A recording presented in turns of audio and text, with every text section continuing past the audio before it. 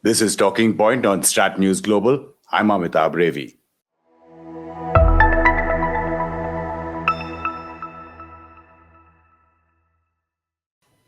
Joining us from Washington, D.C. is Professor Azeem Ibrahim. He's the director at the Center for Global Policy. He's also a research professor at the Strategic Studies Institute of the U.S. Army War College and the author of the much celebrated book, The Rohingyas Inside Myanmar's Genocide. Professor Ibrahim, thank you so much for your time on StratNews Global. Thanks so much for having me, Amitabh. Really glad to be joined from rural Manipur by Ambassador Gautam Mukhopadhaya. He's been India's ambassador to Myanmar as well as Afghanistan, which we normally have him on the show. But since developments across the border there have taken precedence over what's happening in Afghanistan, we've got him in this very rural setting. Thanks, Ambassador, for your time. Welcome. A pleasure to be back again in Strat4.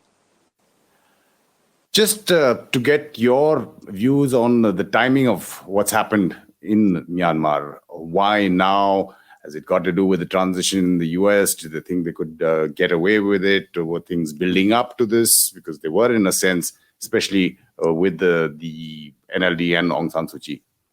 Yeah. No, I think the factors were largely internal. If it was the US, then in fact, perhaps the Trump administration may have been a better time to do this. And the transition to Biden is probably unfavorable for them. But the real reasons are actually very internal. In my view, the Tamado, the 2008 constitution was really designed to keep the Tamado, behind the scenes, behind a kind of civilian face, behind a civilian rule. And the USDP was precisely the instrument for that. So the rule that you had from 2011 to 2015 was very much part of that script. It was also designed to keep Aung San Suu Kyi out of power. You all know of the clause in the constitution which actually disqualifies her on grounds of her relations being foreigners. I mean, her children, her husband initially and her children. So really, it was designed to keep her out, and with her the NLD out, and more to have a friendly party, or maybe we can call it the King's Party in power, with the military playing a role inside from behind the scenes. I think the 2015 elections to that extent went off the script because instead of the USDP, and they also had this 25% of the members of parliament from the military.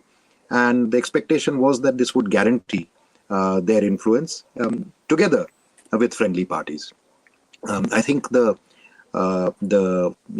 magnitude of the NLD victory both in 2015 and 2020 prevented them from taking that course. And having lost once in 2015, losing again in 2020, for them, they may have thought that this would mean that Aung San Suu Kyi would press and push the Myanmar army further into a corner, and over a period of time lose their influence in decision making and power, which the Myanmar army has always thought of themselves as a kind of guardian of the unity and integrity of a very fragile nation. And in addition, I mean, if the parliament had convened with the list of MPs that the election commission had certified, had won, they would have been presented with a fait accompli. So I think the timing of the emergency, some call it a coup, and perhaps it's a constitutional coup, was guided more by the fact that this was a double defeat that was outside the roadmap for transition to democracy, and risked losing power, risk being marginalized for the Tamado over a long period of time. And they went to the last day, in effect, in order to prevent that happening. Mr. Mukhopadhaya, now when you're talking about those who, the generals would have made their calculations. How do they see her charisma within the country when there are calls for protests? Do they see that however they have acted has sidelined her completely? Well, the Tamado has never been entirely convinced about her victory, either in 2015 or 2020, or her popularity. The Tamado is a great believer in this whole notion of public order. So right from the beginning, there has been a kind of inner suspicion that a kind of free-for-all democracy is the equivalent of anarchy, or some version of anarchy. In other words, instability and anarchy. And as guardians of public order as well as national unity and defense, they have been extremely sensitive to that aspect of it. I mean, I'm putting the formal aspect of that. But there's also been absolutely no love lost. I mean, both Aung San Suu Kyi as well as Senior General Min Aung Hlaing are strong personalities with very strong convictions, strong likes and dislikes, very strong-willed, both of them, and both ungiven to compromise. So, the personality factor has also been very instrumental, to put no finer word to it. I mean, the Tamado does not like her. And so, therefore, there's been virtually no dialogue between them, no love lost. But in the sense, do you see, I mean, we've seen what happened, say, with Benazir Bhutto on our western borders, in terms of the popularity once action was taken against her by the military there. Yeah. Do you see, like many analysts do, the end of the road politically for her, or does the military have something to worry about? No, I think she still has a lot of popularity, and much would depend upon what she for, if she was able to call it. If she were to call for a kind of street action or a public mobilization, it's difficult to say. I think the Tamado would have calculated that the reaction will be relatively muted. They are probably calculating on the fatalism and resignation of the people of a country that has been used to military rule for so long. That this is in a sense a kind of deja vu. The 5-year experiment in a kind of semi-democracy was an exception. So they're probably calculating on that. And as well as the situation is really much more blurred than in 2015, where it was quite black and white. The military on the one side and the icon of democracy on the other side. Now, both the international situation, her popularity in the West, the Rohingya issue on which both the army as well as Aung San Suu Kyi have been on the safe side, a kind of general disillusionment that you might say that after 5 years. So I think they're calculating on a bit of all these factors to think that there will not be a popular manifestation, a street kind of upsurge, and that she herself is not actually given to that kind of action. I mean, during this entire period, while she in 1988 was the face of the democratic agitation, she has never actually publicly called for people to go out onto the streets. So unless she changes that, they've probably factored all these considerations. What are South Bloc's considerations in this and our calculations? Because, over time, it's been deja vu many times over for India as well. But we've kept our relations with both Suu Kyi as well as the Tatmadaw intact. Correct. So one, exceptional feature about Myanmar is that while in the last 5 years we've had, the NLD ruling of the government, the fact has been that the entire coercive apparatus of the state, the army, the border guards, as well as the police, have been in the hands of the Tamado. And this is guaranteed by the constitution. The ministers of home, border affairs and defense are appointed by the senior general, just as the 25% of MPs in the parliament are appointed by the senior general. So, from India's point of view, particularly looking at the fact that we are neighbors, that there are security issues on our northeast borders, the fact is that, we have no option but to deal with them because the civilian government simply has no influence on these matters. These are outside their purview entirely. So this is one. I think things are different from 1988 as well. In 1988, perhaps we were obliged to be much more vocal, partly because of international opinion, but more because of the fact that we had a large number of Burmese exiles. We had a lot of Indian origin people who had returned from Myanmar after the 1962 coup and the Myanmar Road for Socialism, in which their properties and all were nationalized. So in 1988, there was a much stronger kind of clamor to react to what the army had done, as well as, there was public repression of the demonstrators. There were dozens of deaths and things like that. So far this situation has been, a kind of so far bloodless. We can call it an emergency or a bloodless coup. And there has not yet been violence of that sort. God forbid that there be.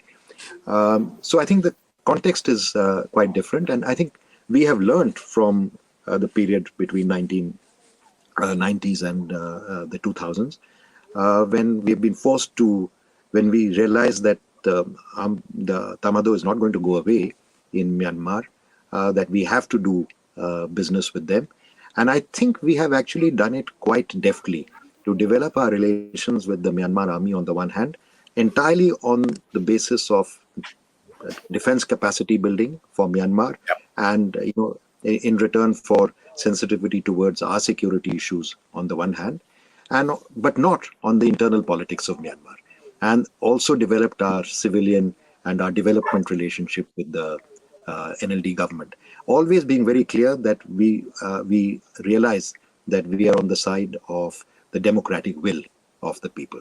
So I think that will remain central. Even when we engaged with the army during the period of military rule, I think we were constantly mindful that our sentiments were for democracy. So two of those reasons that we are dealing with Myanmar the way we are is, as you pointed out, the Northeast, militant groups there, and there has been a lot of cooperation from the military government in Myanmar, and there have been operations both along the border and some reports suggesting even inside Myanmar there have been people handed over. And the other big factor is, of course, China. That's one of the reasons why India finds Myanmar so strategic, important. Yeah. China and its role. How do you see India and China in the new Myanmar, which we presume will be there for at least a year, as the junta says? Right. So China exercises a lot of influence in Myanmar. Going back actually initially to their ethnic Chinese communities, then subsequently the influence of the Communist Party of China on the Burmese Communist Party, then over a period of time really with their influence on the ethnic armed groups. Then from about the late 90s and so on, they started investing heavily in infrastructure and power projects. So over a period of time, both politically and economically, China has nurtured a number of leverages over China. And of course, this has been side by side with China's rise in both political, military, as well as economic influence, not just in Myanmar, but globally and region-wide. So I think we have to acknowledge the fact that as a trade partner, as an investment partner, as a military partner, as a political fact breathing down their necks, China is a very powerful player in Myanmar. But the Myanmar have always, both whether it's the military or the civilian government, have always had a very strong streak of independence and neutrality. And this is very ingrained going back right to the beginning. So even when the Myanmar army was very dependent on China, and I think one of the reasons for their liberalization and the reforms of the 2008 constitution and their, political reforms and outreach, diplomatic outreach to the rest of the world, was certainly guided by, by diversifying their dependence, by diluting their dependence on China and diversifying their relations. And the USDP government played China very deftly. I don't know of any other country that kept the Chinese so off balance during that period. And even though they courted the NLD and Aung San Suu Kyi intensively during these last 7-8 years, the fact is that she has not been a pushover on all Chinese demands on the BRI. They've negotiated very hard on, the Chofu deep sea port, as well as on other major investments on the China-Myanmar border. Just like the military rule earlier, they have given some things, but I think it's more notable for what they have not given. So I don't think any institution in Myanmar, civilian or military, is a pushover vis-a-vis the Chinese, and the Chinese know that.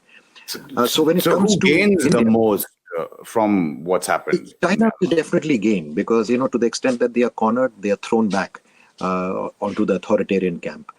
India's influence is different. Actually, India's influence has grown very gradually since the 1990s. It's been built mainly on a development partnership.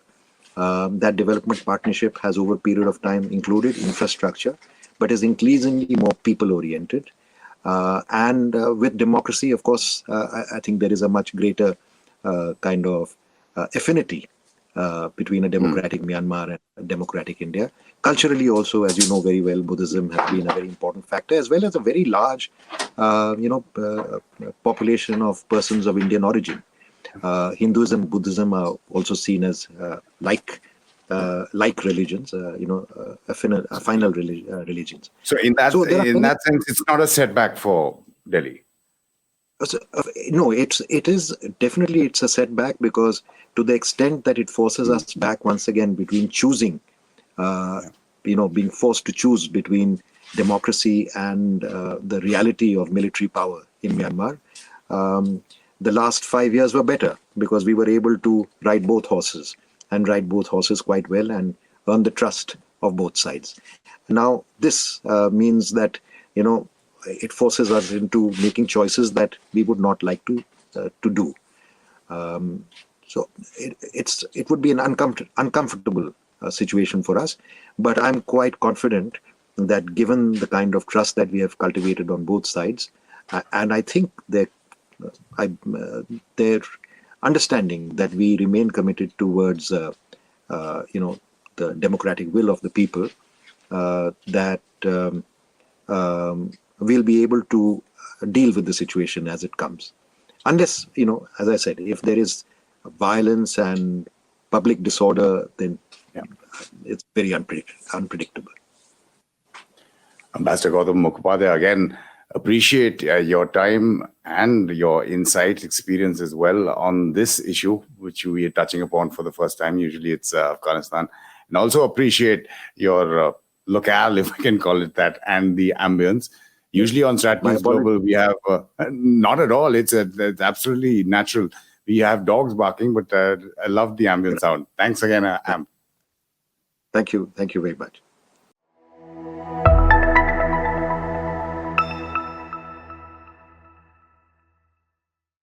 Professor Ibrahim, even the US now is using the popular parlance of a coup d'etat in Myanmar, or Burma as it was called in 1989.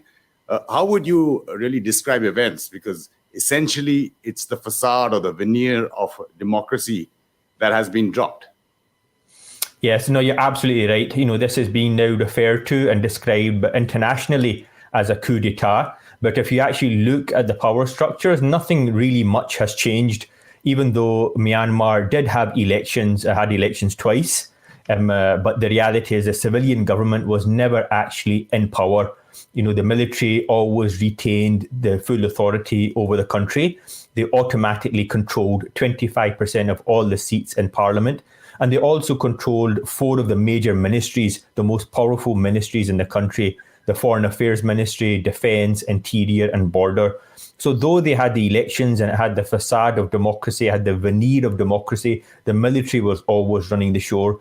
But that veneer has now been removed. So now we have the military back in power, overtly, but that was always really the case. So can we describe this as a coup in reality? Well, maybe we could, but the reality is the military was always in control. Professor Ibrahim, now when you look at reactions, the Biden administration has already made it clear that it's reviewing the situation in Myanmar. It's called it a coup d'etat, which means essentially that assistance, which anyway was minimal from the US, would be lowered. Maybe sanctions would be further imposed. But global Magnitsky sanctions are already imposed on top military leaders. So how do you see the US actually dealing with the situation in terms of changing behavior?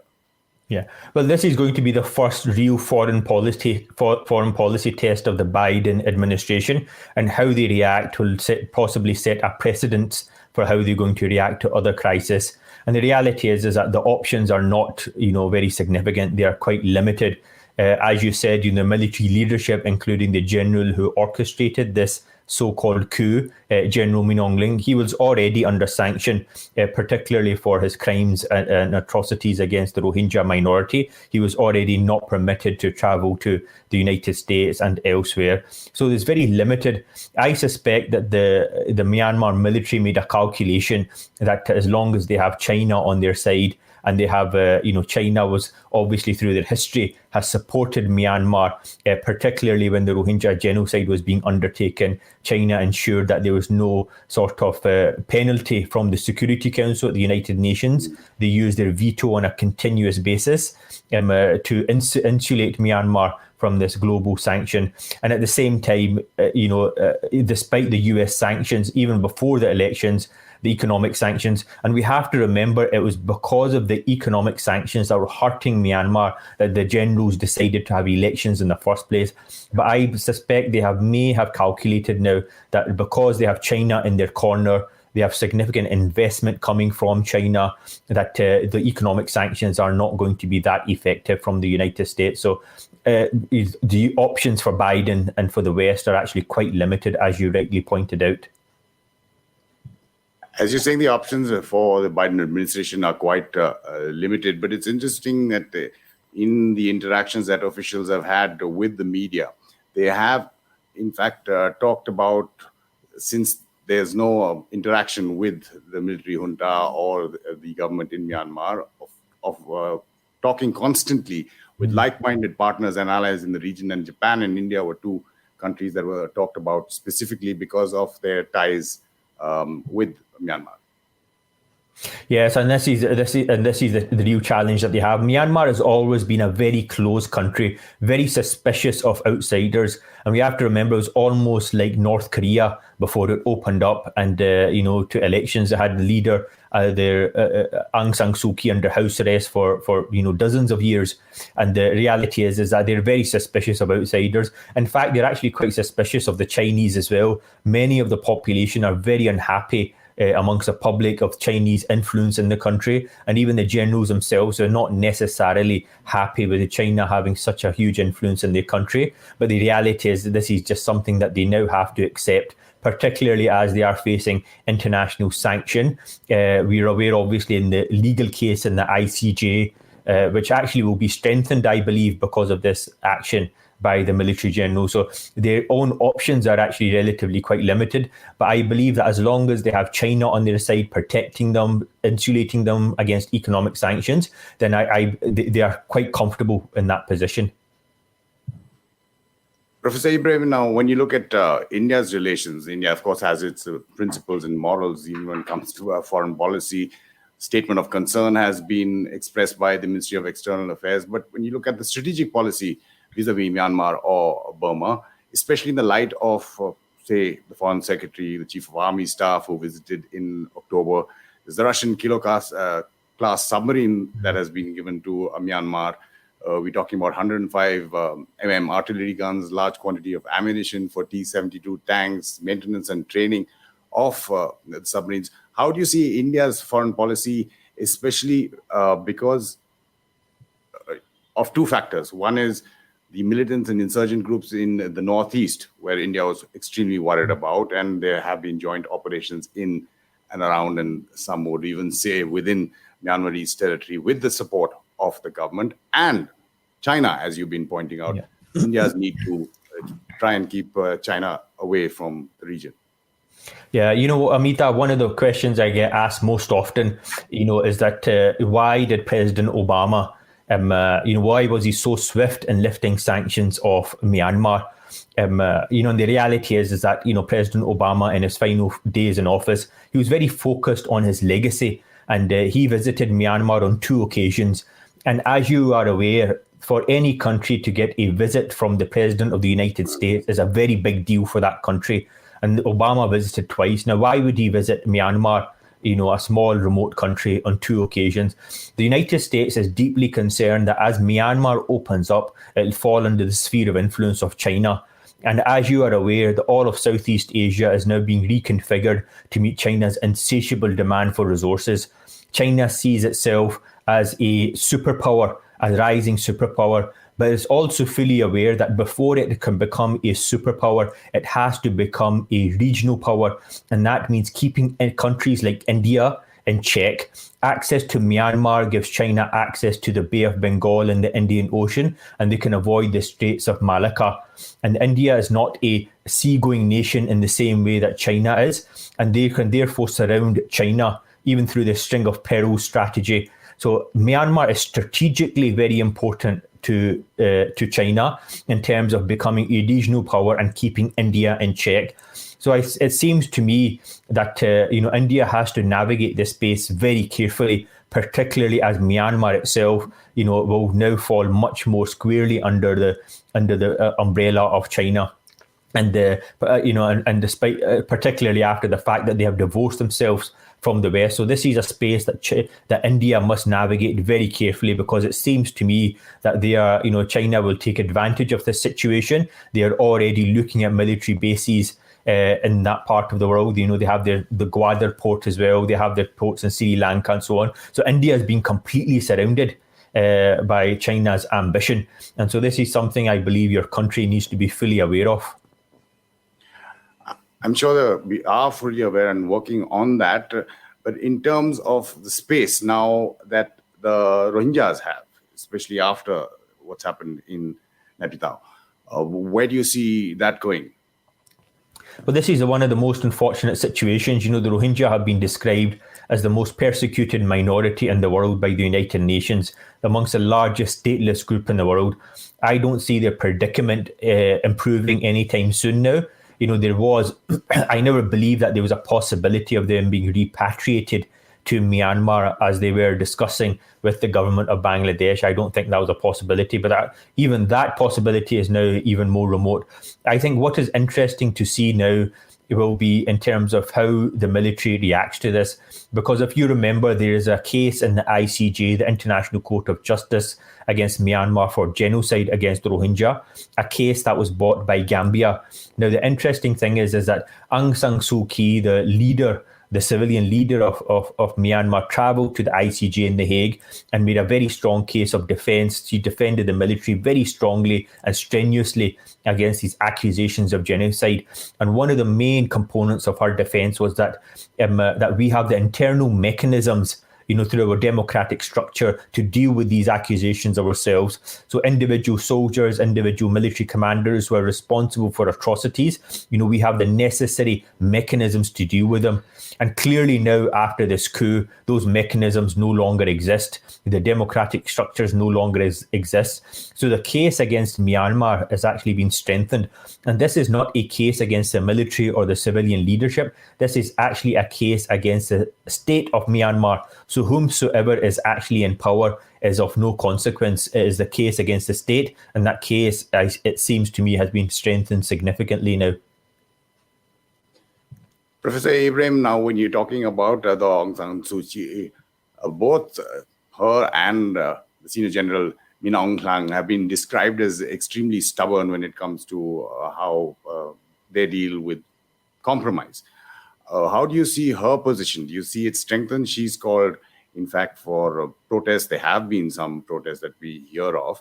But how do you see the NLD, the opposition, and now if I can call it the opposition, or the people coming out? Do you visualize any kind of protest that could threaten the military junta?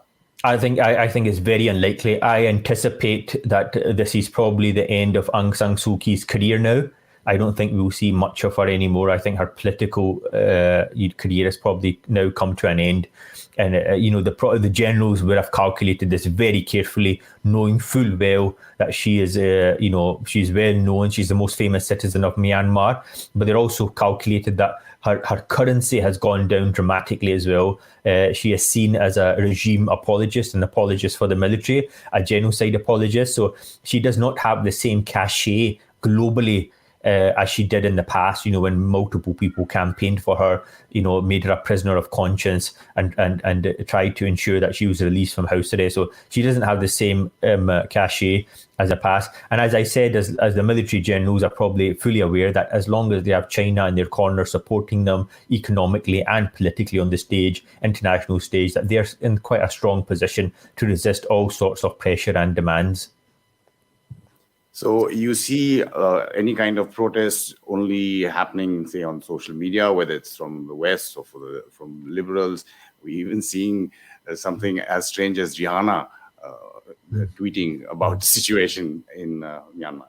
Yeah, I think there'll be protests. There was some protests today. There was protests online, but I don't think they'll amount to much. The reality is that one of the things we have to be aware of is that when the military took over, one of the reasons why the military actually allowed elections to happen in the first place in Myanmar is because the military was very unpopular. After the 1988 uprising, the Saffron Revolution, as it's called, because of the monks, the Buddhist monks were leading the uprising, the military was very unpopular, which is what forced them to have elections in the first place. And since that time, the military has actually learnt its lesson. The military has now integrated a lot of the Buddhist clergy and clerics into the actual ranks of the military. So almost every military unit now has a Buddhist cleric as one of its patrons that looks after the spirituality of that unit. So they've kind of brought them on side, and they themselves, the military leadership, have become much more overtly Buddhist nationalist in their own outlook. One of the reasons and justifications they use for the persecution of the Rohingya is that they are protecting their country from Muslims and the hordes of invading Muslims from Bangladesh, and they are upholding the Buddhist values. So within the clergy, Buddhist clergy, the military is actually not as unpopular as it was before, and many Buddhist clergy who have immense influence in the country actually support the military. So Aung San Suu Kyi is in a much more precarious situation than she was in the past, where the military was extremely unpopular in all facets of society. Professor Ibrahim, you've also been policy advisor to the chairman of the PTI, the Prime Minister of Pakistan, Imran Khan. Pakistan's policy vis-a-vis Myanmar, the Rohingyas, or even the Uyghurs in China, how is that really justified, especially when Pakistan tries to project itself as the leader of the Muslim Ummah, or at least part of it? Yeah, I don't think there's any secret that no country, Muslim country, has actually, had a very effective policy when it comes to the situation of the Uyghurs and the situation of standing up to China. Look, the reality is that this is all down to geopolitics.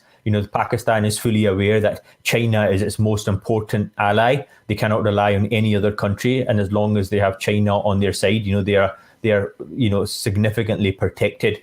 Both militarily and economically. China is the biggest investor in Pakistan, through the CPAC, the China-Pakistan Economic Corridor.